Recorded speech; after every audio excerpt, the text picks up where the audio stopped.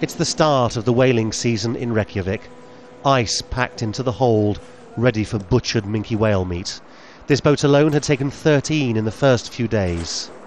Economic problems mean demand for cheaper meat, and that's good for whalers. It promises to be a fruitful summer. It's been increasing over the last 2-3 years, so it's definitely getting larger. We hunted 69 animals last season, and we are going to take more this year. But on the next boat, another sort of opinion entirely. The foreign tourists come to watch whales, and the slightest glimpse is enough to send them into fits of delight. Guys, that's a humpback whale! Oh my god!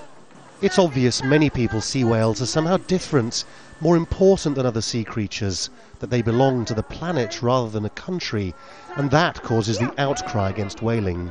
Yet it also seems to cause Icelanders to defend their tradition. I think they believe that foreigners who want Iceland to stop whaling, that they should not determine what Iceland does. In its simplest terms, the whaling industry says there's no difference between farming whales and farming cows. The government has said whaling will go on, whatever an international conference has to say. Ever since the inception of the International Whaling Commission 60 years ago, Iceland has had any number of rows with the majority view. At times it stopped whaling, at other times it simply pulled out of the IWC and carried on regardless.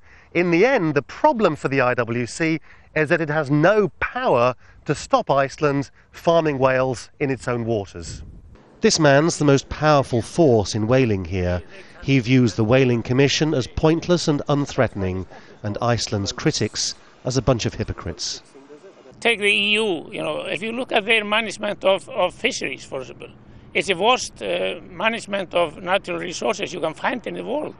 And it is getting worse and worse every year, and they don't do anything about it. The hunters have returned. The dead minke is packed.